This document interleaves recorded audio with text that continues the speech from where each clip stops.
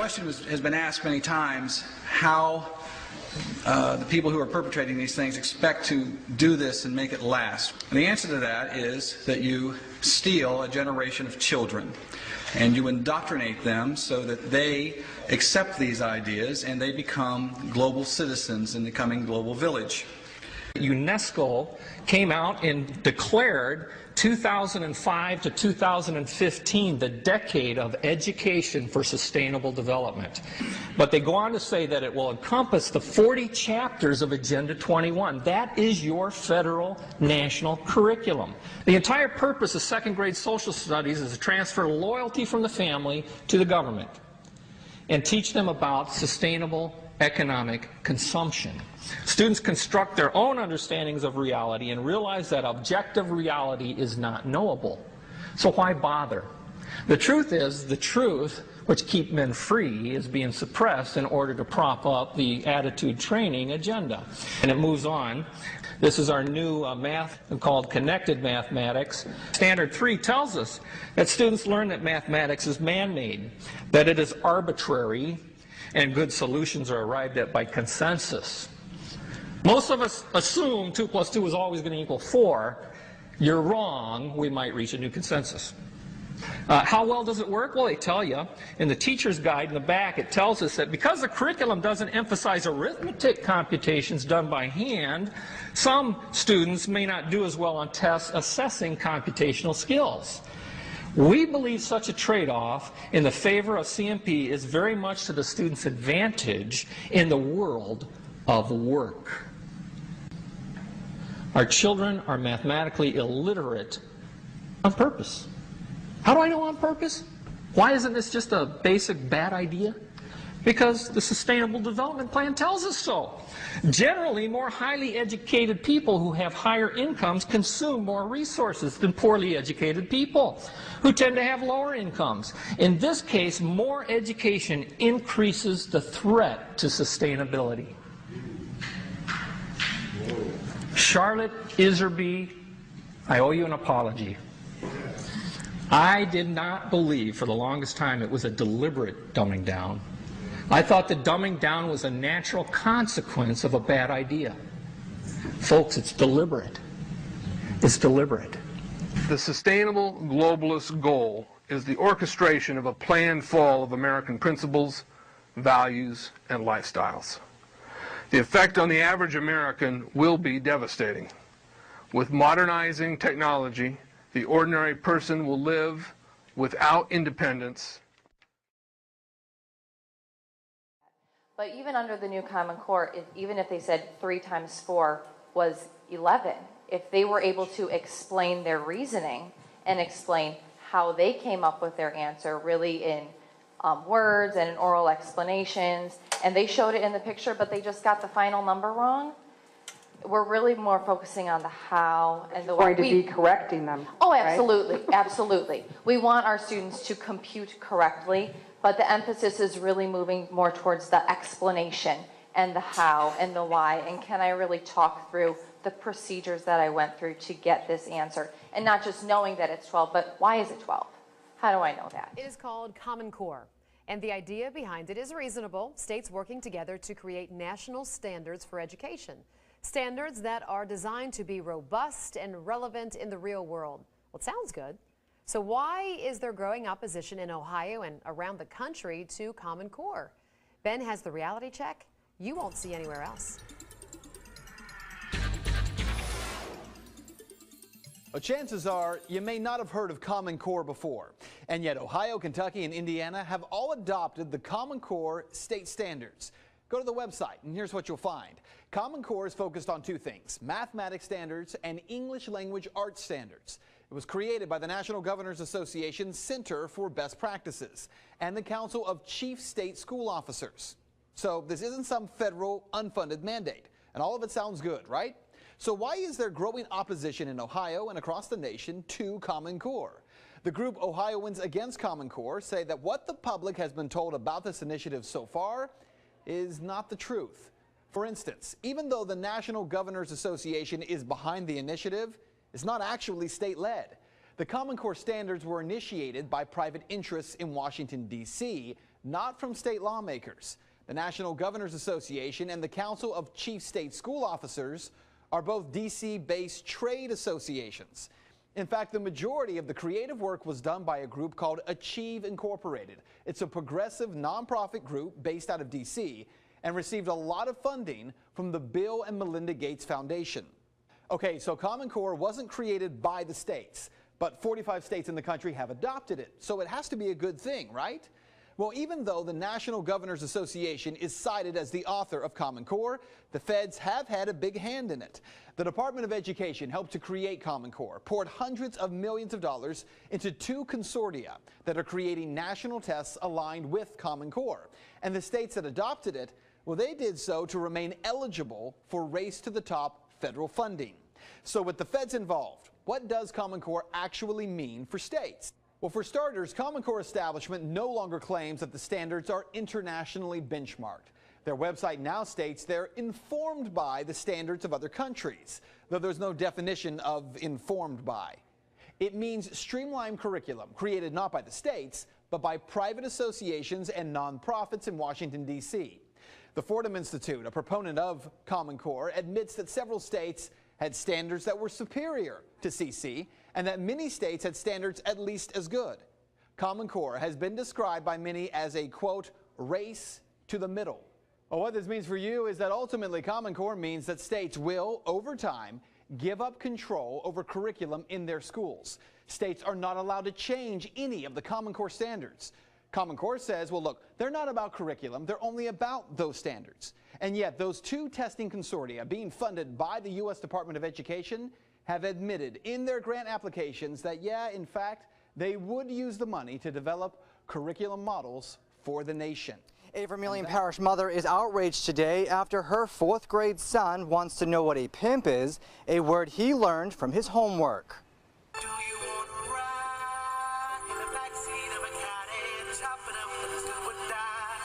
It was a song that climbed the charts in the 1990s, but is now causing quite a headache for one Eaton Elementary School mother after her son began asking questions about his homework. He wants to understand all of these things and wants to know, what it is. What is a pimp? What is a mobster? The assignment was meant to reinforce their ability to read real-world text. The example used was describing a real-life rapper named Twista, who appeared in the group Do or Die song called Po Pimp. If they had to use, that type of genre, I feel like they could have even used a more positive artist, not something that's so degrading and so disrespectful. The superintendent of Vermilion Parish Schools, Jerome Pio, said the supplemental material was pulled from a national database and approved by the district. We did not write this. We are aligning to the Common Core state standards. We want to ensure that what we provide is appropriate. We are constantly looking, analyzing, and editing, and we will listen and make changes as needed.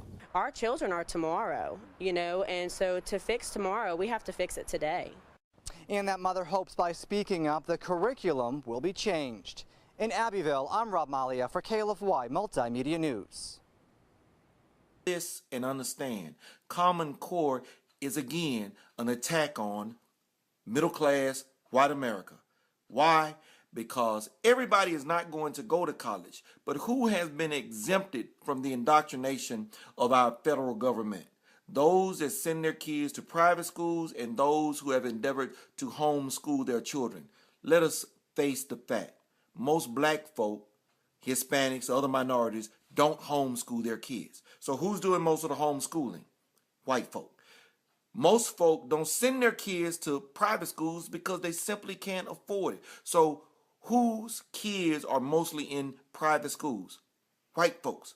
Well, with Common Core, no one will be exempt and all the kids will be subjected to government indoctrination to what they think a one shoe fits all sizes. And we know that that just doesn't work. Please wake up. Smell.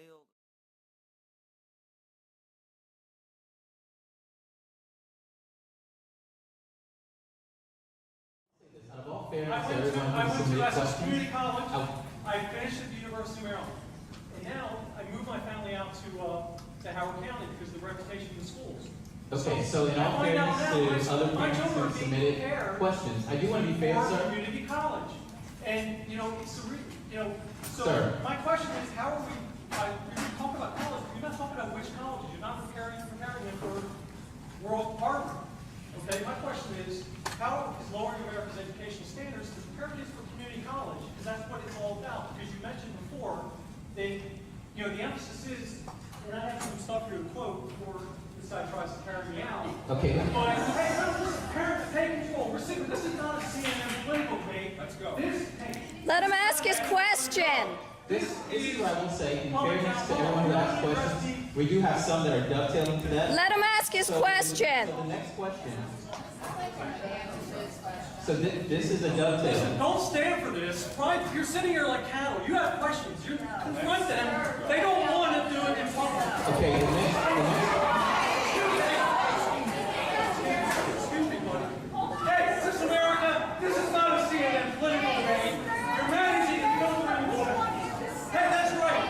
Parents, you need to question these people. Do the research. It's online. Top 10. Okay, so the next question to our panelists.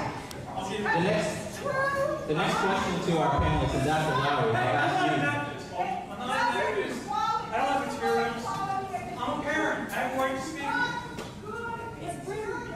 Okay, You're so asking softball questions. And again, I do want to be very respectful to everyone who asks questions. And so the next question really is, Dr. Lowry, to you, because you work so closely with 2- and 4-year institutions. Is the Common Core state standards implementation by Maryland an attempt to filter students to the community college? Now they're concerned. So I'll repeat the question. Dr. Lowry, because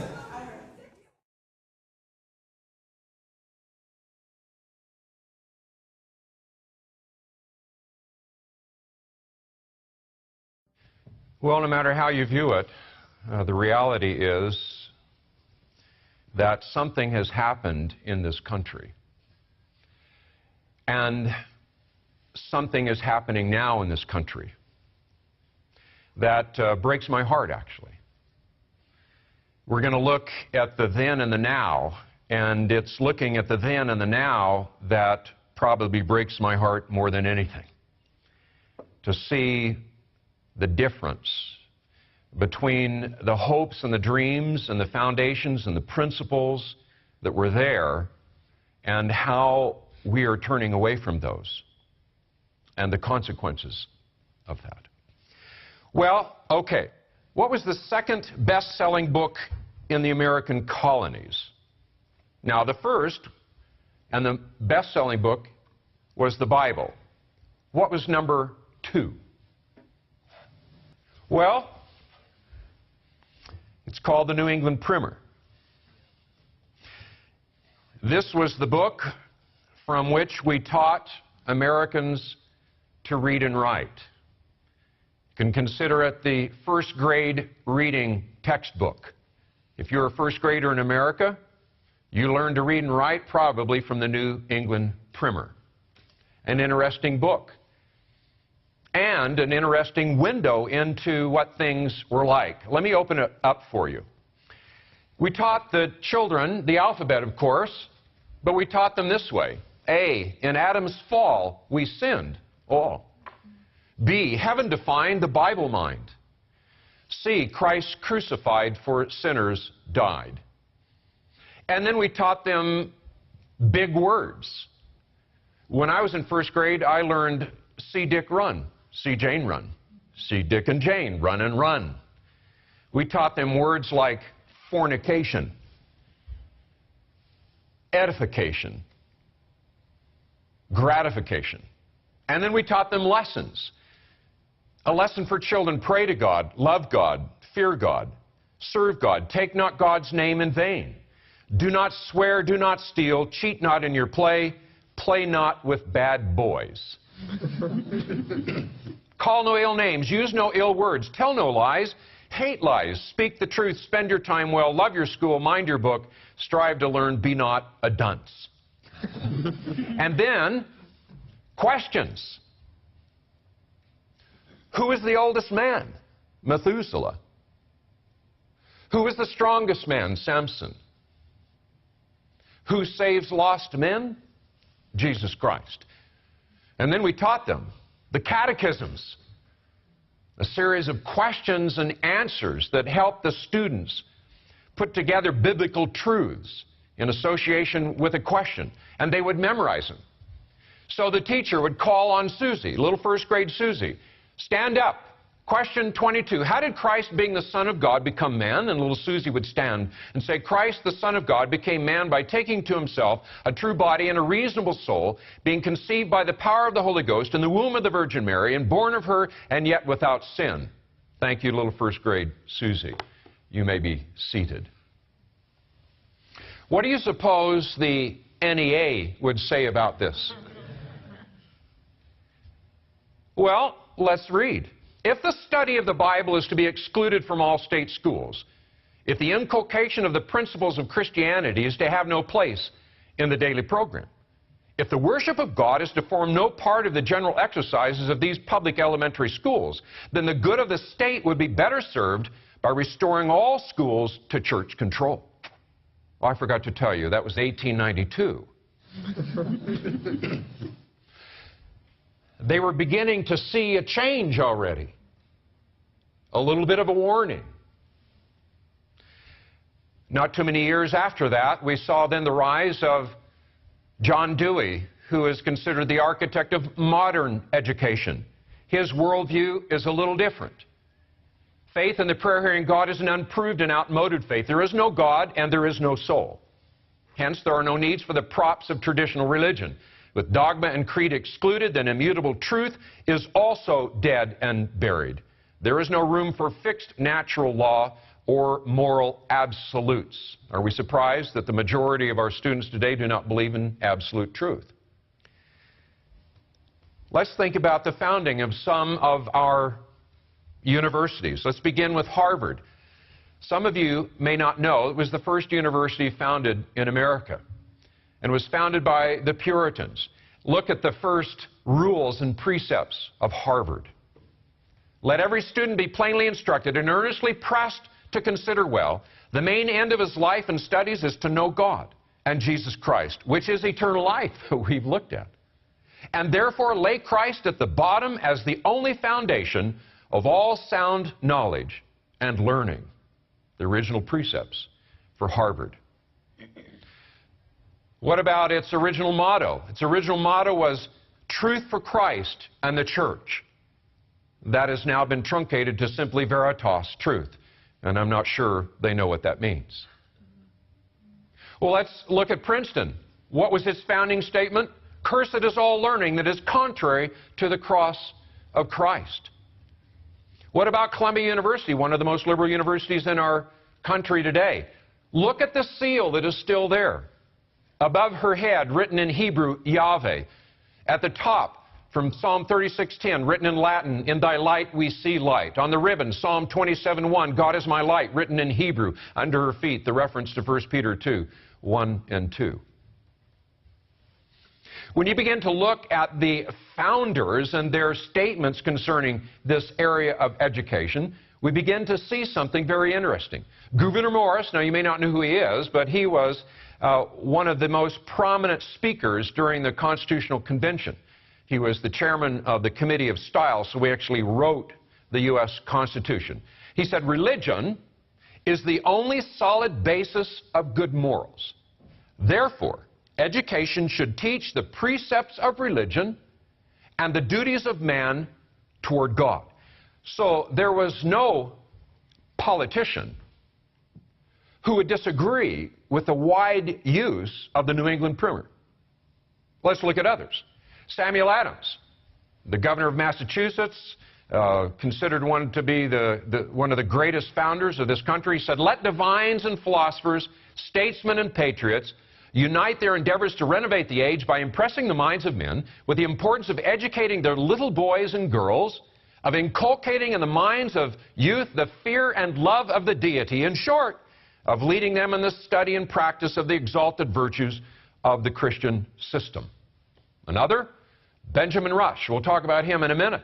In contemplating the political institutions of the United States, I lament that we waste so much time and money in punishing crimes and take so little pains to prevent them. We profess to be Republicans, and yet we neglect the only means of establishing and perpetuating our Republican forms of government. That is, the universal education of our youth in the principles of Christianity by the means of the Bible. Benjamin Rush was one of the signers of the Declaration of Independence. How did they attempt to try and perpetuate that? If you look at what is called the Northwest Ordinance, there is an article that was written in this ordinance. This was the ordinance that laid down the requirements for a territory. If it wanted to become a state, it must meet these ordinances. Look at Article 3. Religion, morality, and knowledge being necessary to good government and the happiness of mankind, schools and the means of education shall forever be encouraged. That meant that if you wanted to become a state in this union, you must have schools, and those schools must teach religion, morality, and, of course, knowledge. Noah Webster, one of my favorite founders, and I'll talk about him a little bit later, added his perspective. In my view, he said, the Christian religion is the most important and one of the first things in which all children under a free government ought to be instructed. No truth is more evident to my mind than that the Christian religion must be the basis of any government intended to secure the rights and privileges of a free people. Interesting statement. How are we going to reconcile these kind of statements, the reality of what our educational system was in the beginning? And quite frankly, you could look at virtually all of the first universities in this country, and you would see the same kind of founding things. How do we reconcile that with what I was taught? And that is that, no, America was founded as a secular country. Well, something happened to me. And in order to explain that to you, I have to kind of walk you through the journey that I went through. Several years ago, I did have the privilege of being called to serve the President at the White House. And I'm ashamed to tell you that when I went there, I was a fairly naive individual. But my naivety was not in my area of expertise. My naivety was in America 101. In understanding what these fundamental principles were, what these pillars were. I don't know how often I rushed through the Capitol and rushed through Washington and was oblivious to the memorial stones that were there. Probably the most prominent are the murals that line the rotunda of the Capitol. If you've been there, you will recall how wonderfully done those murals are. The very first one is the arrival of Christopher Columbus. That history has suffered greatly at the hands of historical revisionism. Christopher believed that providentially he'd been given the name Christopher, which means one who bears Christ. His purpose for coming here has been rewritten. Why? Next to that is another mural, the Baptism of Pocahontas. And if you've seen the Disney production of Pocahontas, you too will recognize, maybe you won't recognize, there's a great deal of historical revisionism within it. Next to that, this beautiful painting of the pilgrims as they're on the deck of the Speedwell before their initial departure. The scriptures open, their eyes and hands held open, eyes uplifted to heaven in prayer. That history, too, has been rewritten, as we saw in our tour on history. Something began to happen to me as I began to realize that all of these were religious. In fact, the more I became sensitive to it, all of these memorial stones were profoundly Christian. And as that began to dawn on me, and I began to study more and more the reality of what had gone on, there was a verse that continued to pound in my mind from Revelation chapter 2. Jesus, speaking to one of the churches, says, "Remember the height from which you have fallen. Repent and do the things you did at first. If you do not repent, I will come to you and remove your lampstand from its place." And when Jesus removes the lampstand from a place, that church, that nation becomes very, very dark. And so this theme was continually running through my mind over and over again. Remember, repent, and return, as I gazed upon these memorial stones. Well, let me take you to the transitional moment. It occurred on a Saturday morning. There was a reenactment of Washington's farewell address. And if you think about this situation, Washington, who had continually served his country, and every time he had fulfilled one aspect of that service, he just simply wanted to go back to the farm. But his country called him back. And so now, an old man, only a few years before his death, was now ready to retire.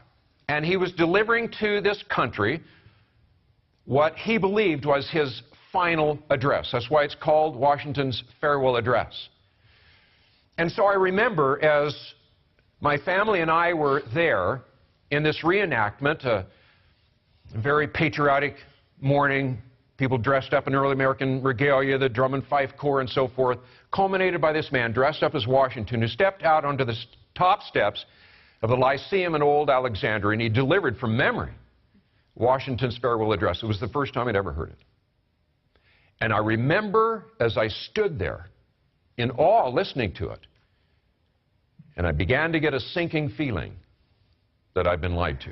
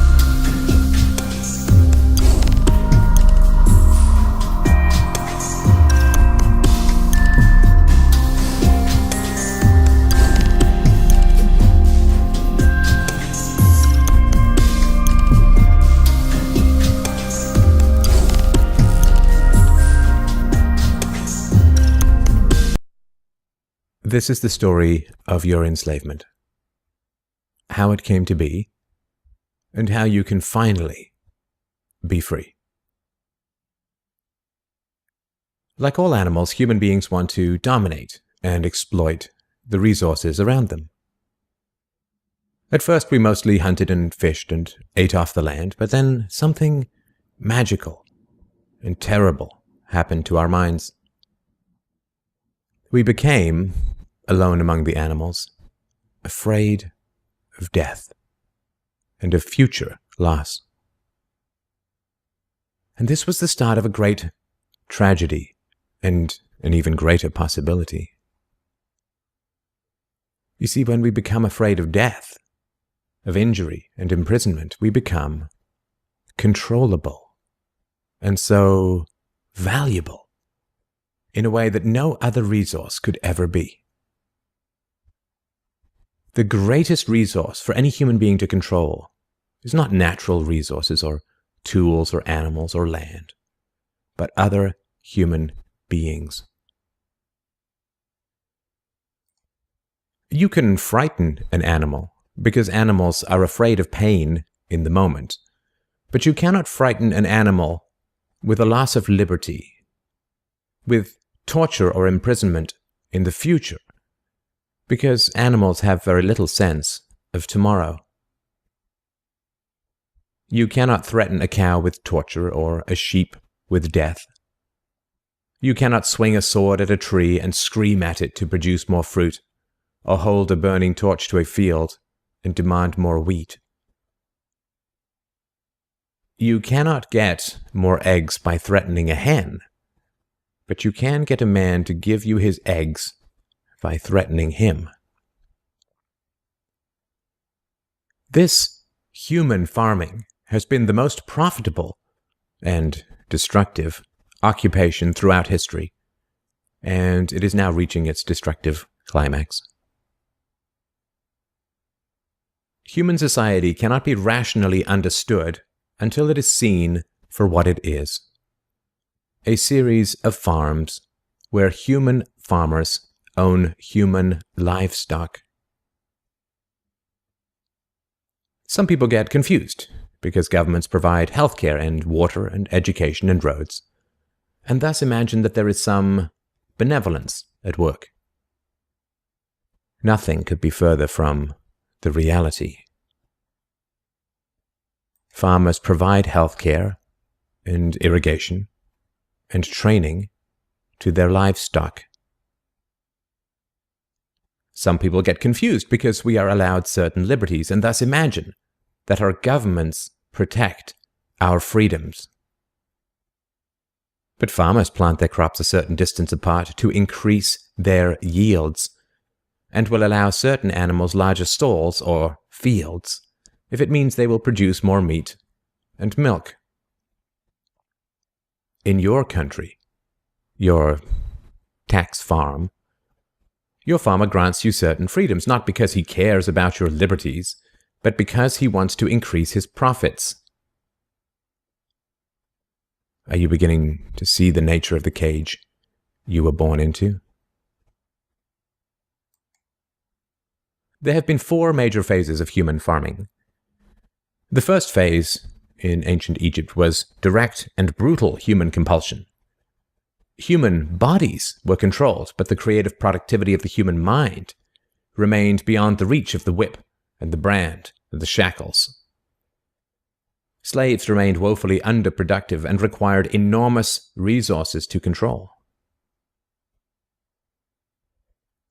The second phase was the Roman model, wherein slaves were granted some capacity for freedom, ingenuity, and creativity, which raised their productivity. This increased the wealth of Rome, and thus the tax income of the Roman government, and with this additional wealth, Rome became an empire, destroying the economic freedoms that fed its power, and collapsed. I'm sure that this does not seem entirely unfamiliar. After the collapse of Rome, the feudal model introduced the concept of livestock ownership and taxation. Instead of being directly owned, peasants farmed land that they could retain as long as they paid off the local warlords. This model eventually broke down due to the continual subdivision of productive land and was destroyed during the enclosure movement when land was consolidated and hundreds of thousands of peasants were kicked off their ancestral lands because new farming techniques made larger farms more productive with fewer people. The increased productivity of the later Middle Ages created the excess food required for the expansion of towns and cities, which in turn gave rise to the modern democratic model of human ownership. As displaced peasants flooded into the cities, a huge stock of cheap human capital became available to the rising industrialists. And the ruling class of human farmers quickly realized that they could make more money by letting their livestock choose their own occupations. Under the democratic model, direct slave ownership has been replaced by the mafia model. The mafia rarely owns businesses directly, but rather sends thugs around once a month to steal from the business owners.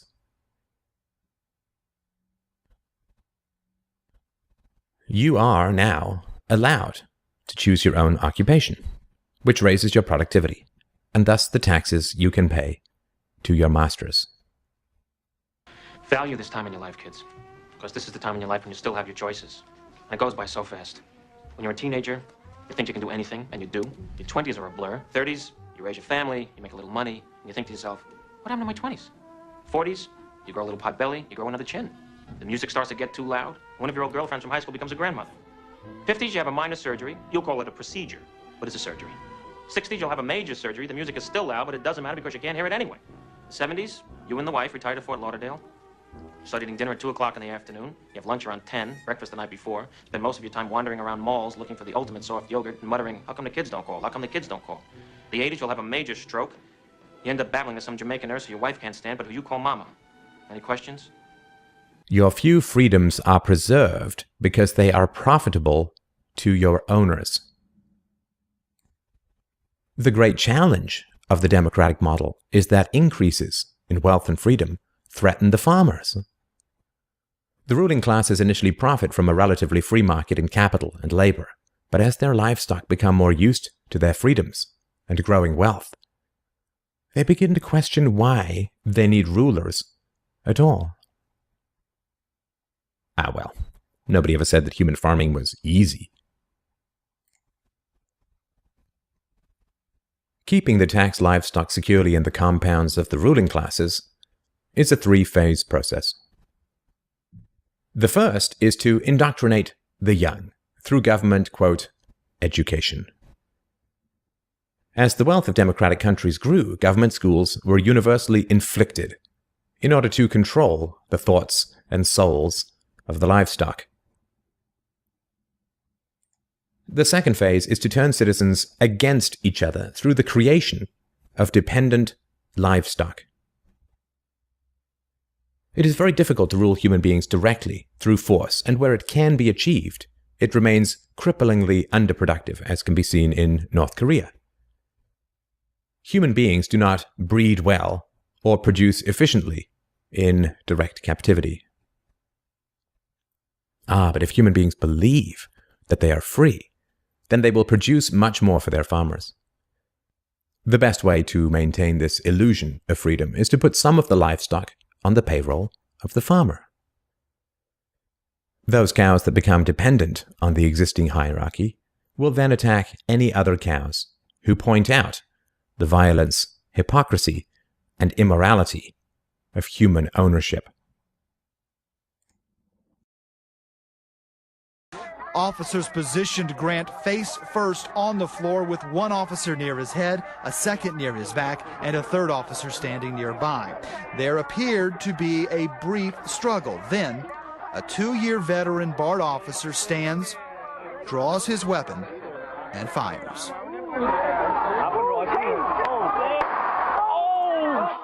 Freedom is slavery, and slavery is freedom. If you can get the cows to attack each other whenever anybody brings up the reality of their situation, then you don't have to spend nearly as much controlling them directly. Those cows who become dependent upon the stolen largesse of the farmer will violently oppose any questioning of the virtue of human ownership, and the intellectual and artistic classes, always and forever dependent upon the farmers, will say to anyone who demands freedom from ownership, "You will harm your fellow cows." The livestock are thus kept enclosed by shifting the moral responsibility for the destructiveness of the violent system to those who demand real freedom. The third phase is to invent continual external threats so that the frightened livestock cling to the protection of the farmers. This system of human farming is now nearing its end.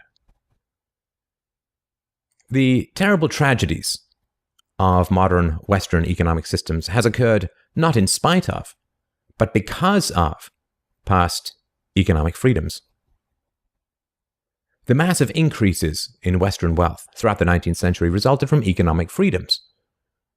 And it was this very increase in wealth that fed the size and power of the state. Whenever the livestock become exponentially more productive, you get a corresponding increase in the number of farmers and their dependents. The growth of the state is always proportional to the preceding economic freedoms. Economic freedoms create wealth, and the wealth attracts more thieves and political parasites, whose greed then destroys the economic freedoms. In other words, freedom metastasizes the cancer of the state. The government that starts off the smallest will always end up the largest. This is why there can be no viable and sustainable alternative to a truly free and peaceful society. A society without political rulers, without human ownership, without the violence of taxation and statism. To be truly free is both very easy and very hard. We avoid the horror of our enslavement because it is so painful to see it directly. We dance around the endless violence of our dying system because we fear the attacks of our fellow livestock. But we can only be kept in the cages we refuse to see. Wake up. To see the farm is to leave it.